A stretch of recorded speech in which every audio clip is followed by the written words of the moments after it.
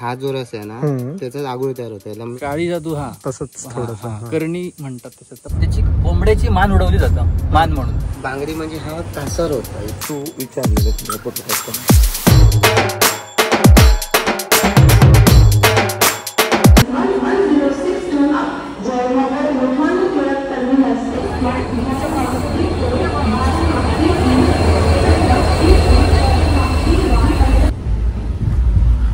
Good morning मित्रांनो, निघालो आहे आपण कोकणला. का कशाला हे प्रश्न विचारू नका, बिकॉज खूप सिक्रेट आहे आणि सध्या मी तुम्हाला ते नाही सांगू शकत. बट जे काही मी तिकडे एक्सपिरियन्स करणार आहे ते मी डेफिनेटली तुम्हाला दाखवेन. सो लाईक सबस्क्राईब करा.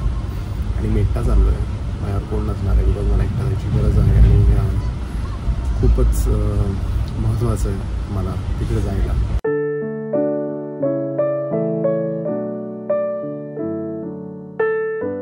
सो आपण आलो आहे आता कुडाळला. आणि कुडाळला आता कुठे आपण जाणार आहे, काय जाणार आहे आपल्याला काही माहिती नाही, काहीच आयडिया नाही कसं काय असणार आहे. तर बघू, आपल्याला रँडम लोक भेटणार आहेत. 3 मित्र आहेत जे एकदम रँडम आहेत, जे मला कधी भेटले नाही आयुष्यात. त्यांच्यावर मी फिरणार आहे. सो ती जर माझ्या पुढे करून दाखवलंच काय माझ्या तुझ्याकडे येते त्यांनी असेल आपले तुका पोलना फुलात बाकड जेवून घरी आपण गाव करतो. हे म्हणजे कसं असतं माहिती आहे, आपल्याकडे जे नवस केले जातात, एखाद्याला समज मूल होत नाही किंवा काय जे अडलेल्या गोष्टी आहेत ते देवाला सांगितल्या जातात. देवाला सांगितल्यानंतर ना त्या गोष्टी पूर्ण झाल्या. आता एखाद्याला मूल होत नसेल तर मूल झालं त्यानंतर, तर ते ना नवस झाल्यानंतर पूर्ण झाल्यानंतर कसं आता नागडे चला नागडे तशी स्टोरी आहे. तर इकडे येऊन ते आपला पाळणा बांधतात की बाबा त्याला त्यानंतर देवाला सांगितल्यानंतर आम्हाला मूल पाळणा घरात हल्ला, तर ते अशी त्याच्या मागची बॅक स्टोरी आहे. आणि हे बांगडी बांगडी म्हणजे हा कासर होता. त्याचा एक केस आहे, एक बॅक स्टोरी आहे, ती तुला समजावतो गाडीमध्ये. ती बॅक स्टोरीमध्ये कासराच्या त्या बांगड्या बांधल्या जातात. असं जे गोष्टी आहेत. नवस झाल्यानंतर ह्या गोष्टी इथे ह्या गोष्टी आणि ह्या चढवलेल्या आहेत. चरणावर आपण नारळ कसं, तर कासराच्या त्या बांगड्या आहेत. तो कासार जो माणूस आहे ना, तो माणूस इथून या गावातून मालवणात रोज. कासर माणसाचं नाव. हा कासार एक जात जमात आहे. बांगड्या भरणारे माणसं. कासार बांगडीवाला. आता ते बांगड्या ठेवलेल्या तुला सांगितलं, ती त्याची बॅक स्टोरी आहे ना. तो कासार होता, तर त्याचं आता पुढचं सांगतो. तर तो इथून रोज मालवणात जायचो. कशा तर बांगडे भरायचे तिकडे बायकांचे, त्याचा बिझनेस. आणि चांगले पैसे कमवायचो तो माणूस. की फेमस असतो ना एखाद्या कलेत, तसं तो माणूस फेमस होता. सगळेजण त्याच्याकडे यायचे काम करून घेऊ. तर असं येत असताना, ह्या वाटेत येत असताना एकदा काही माणसांनी त्याला अडवला आणि त्याच्याकडले पैसे वगैरे काढून घेतले. तर तो जबरदस्ती वगैरे करू लागलो की सुटून जायचं इकडून पळूक म्हणून. तर त्याला धरले नाही, त्याची मान उडवली त्या माणसाची, मारून टाकली त्याला. मारून टाकल्यानंतर मग त्या वाटेत, ही जी वाट आहे ना, त्या वाटेतून मेल्यावर नंतर लोक ते पैसे घेऊन गेले. त्यांना त्रास झालो त्या माणसांका, ज्यांनी मारलं. आणि इथे लोकांका तो दिसायचो वगैरे तसं माणूस वगैरे. मग आता ह्या वाटेतून जाणाऱ्या येणाऱ्यांका त्रास व्हायचो त्या गोष्टीचा. म्हणून मग गावातल्यांनी विचारपूस केली, जशी की देवाकडे विचारपूस करतो ना तशी. आणि मग असं कळलं की त्याच्यात काहीतरी जागृत होता त्या माणसात.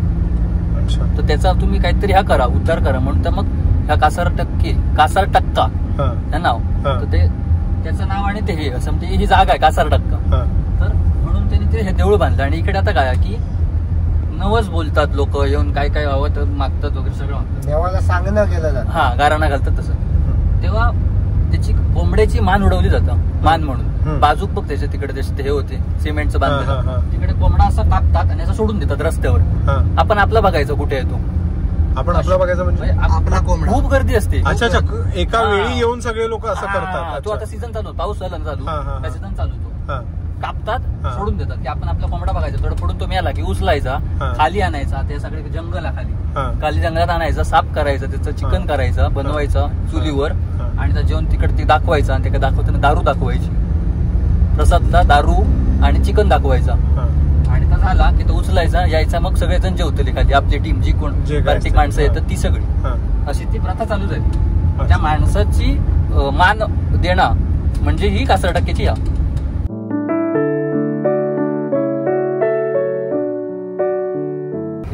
पोरगी होती आमची मैत्रीण, आणि आम्ही त्या हॉटेलमध्ये पार्टी वगैरे गेली, बर्थडेची झाली पार्टी. आणि येताना टू व्हीलरने तिच्याकडे एक टू व्हीलर होती, माझ्याकडे गिअरची गाडी, माझ्या मागे मित्र. तर आमचं काहीतरी गाडीचं झालं म्हणून त्या नाक्यावर आम्ही गाडी लावली, गाडी चेक करत होतो आणि तिची गाडी रस्त्याच्या त्या बाजूला, आम्हीची या बाजूला. तिला म्हटलं की तिकडे नको लाव, गाडी इकडे लाव, एवढंच बोललो. रात्री रस्त्याला कोण नाही, काळोख आहे, रात्रीचे 12 वाजून 5 काही मिनिटं झाली ती.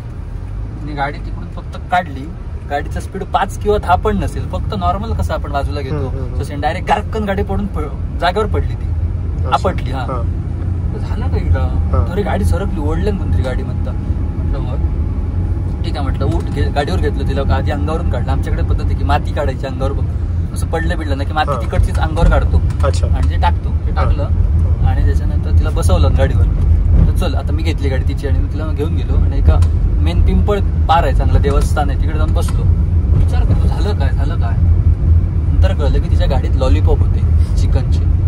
हे आमच्या क्लिक झालं, सवली म्हणजे लॉलीपॉप आहेत की याच्यात, ते काढा म्हटलं. ते काढले तर कुत्रे लॉलीपॉप खातात ना लगेच, कुत्र्यानं घातले. कुत्रे वास घेत होते, खात पण नाही. कुत्र्याने पण लॉलीपॉप नाही खाल्ला नाही. एक वर्षभर तिला त्रास झाला त्या मुलीला. त्याच्यानंतर तिच्या बॉयफ्रेंडने वगैरे सगळं चौकशी करून विचारलं काय झालं, तर त्याने आम्हाला आम्ही सांगितलं, कोणाला सांगितलं ना, आम्ही सांगितलं की अशी पडलेली. तर तिने सांगितलं पडलेली तेव्हा तुमच्या गाडीत काय होतं, तर त्याला काय माहिती, ज्याला विचारलं त्याला माझा चिकन होता. पहिल्या आधी जाऊन त्या म्हणता वाटेवर चिकन ठेवा, त्या पोरी घेऊन जावा, आणि तेव्हा म्हणतात ती जरा शांत होणार. ते केलं नाही तिने जाऊन, आणि नंतर ती आता पोरगी ओके. हा माझ्या मैत्रिणीचा आणि मी स्वतः असताना झालेला किस्सा.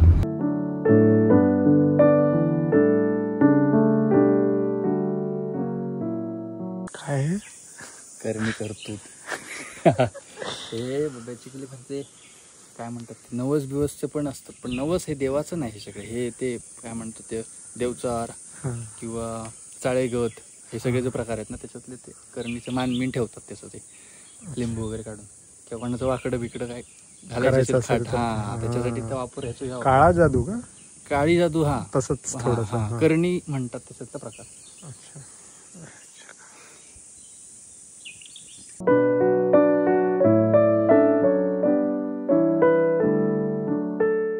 आंबट चव येते ना, टँकी फ्लेवर येतो तो ह्याच्यापासून येतो.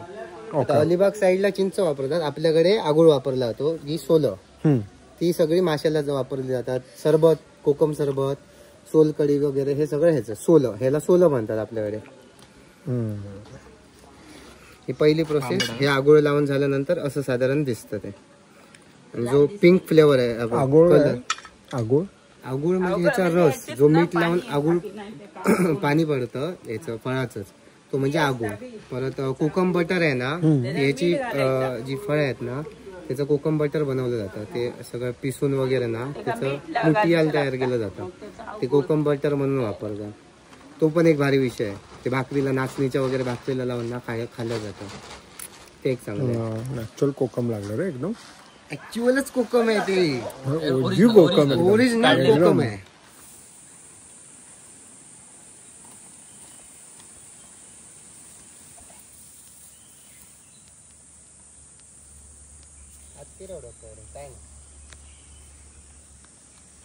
रतांबे ह्याच हे बनतं हे सोलं वगैरे सगळं पुढे हे पिकलेले आहेत, रॉ आहेत, आणि ते हिरवे आहेत ते कच्चे आहेत. काय नाही रवला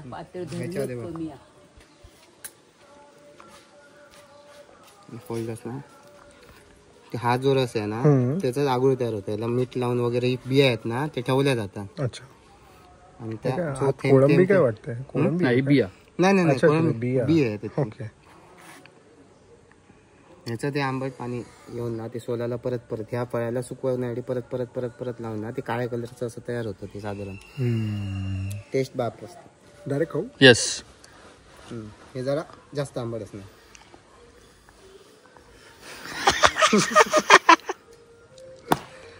रतांबे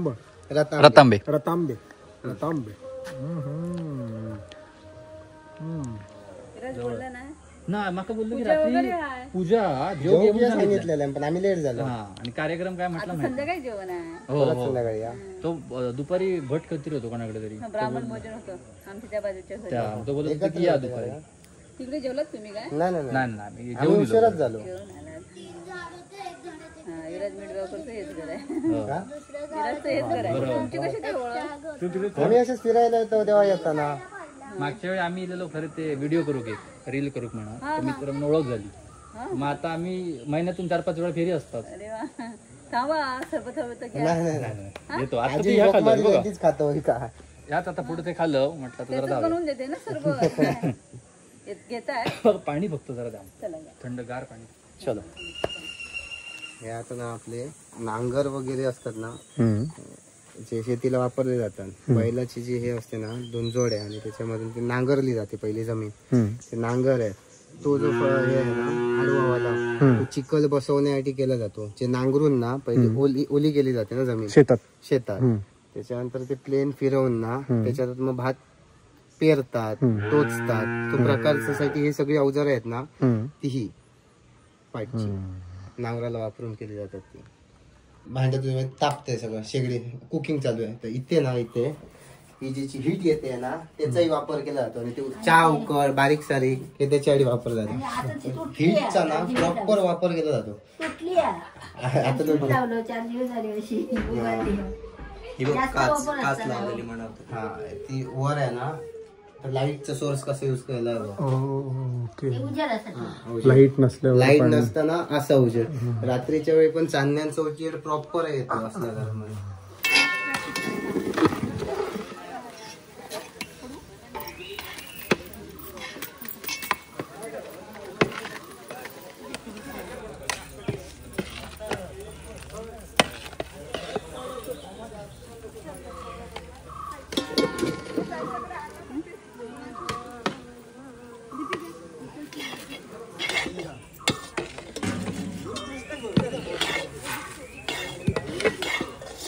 पण सगळी माणसं ना मालवण्यात फिरण्यापेक्षा फिराक आवडतं त्यांना. मजा येतं मजा येतं. पाण्यात सकाळी त्याला नाही आजचं शूटिंग कॅन्सल झालं आमचं. फोन नाही काय नाही म्हटलं.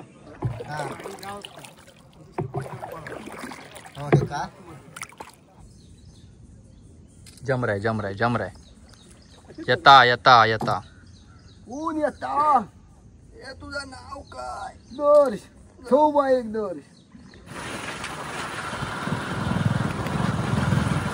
चिवले बीच चिवले बीच.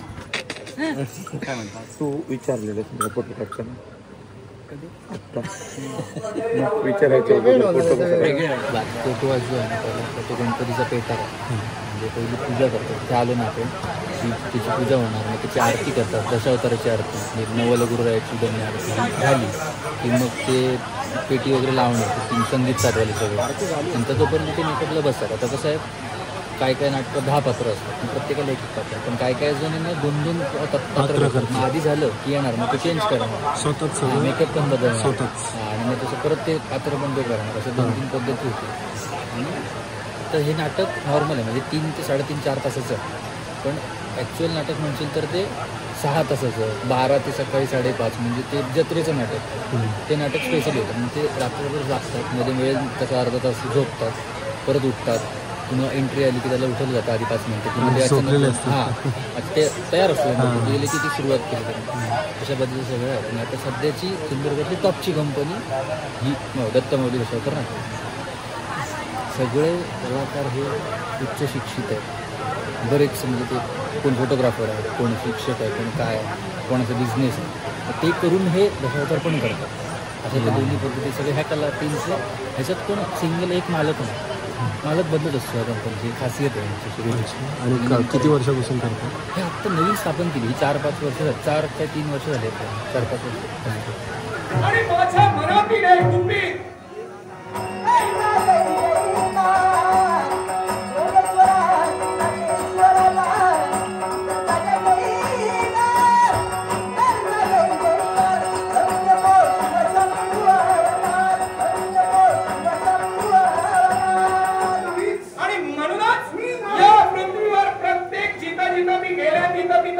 विजयश्री प्राप्त केले आणि ती प्राप्त करत असताना जे सांगून ऐकले नाही ओके प्राणाला मुकले. एखाद्या कलाकाराच्या गौरव करत असताना एक वेगळाच आनंद होत असतो. रील स्टार करण सोनावणे, रील स्टार करण सोनावणे या एका उत्तम कलाकारानं शूटिंगसाठी ते मालवणमध्ये आले. आत्ताच आपल्या या मंडळाला भेट दिली, आपल्या देवस्थानाला भेट दिली आणि दत्तमाऊली दशावतारचा नाट्यप्रयोग पाहत असताना त्यांच्याही मनात कलाकारांबद्दल प्रेम जागृत झालं. उपजत कलेला दाद द्यावी म्हणून त्यांच्या दृष्टीने खूप छोटस पारितोषिक आहे, पण आमच्या दृष्टीने लाख मोलाचं आहे. दत्तमाऊली दशावतार नाट्यमंडळातील संगीत साथीसहित सर्व कलाकारांच्या कलागुणांचा गौरव करण्यासाठी एका कलाकारानं हे 5,000 रुपयाचं पारितोषिक दिले.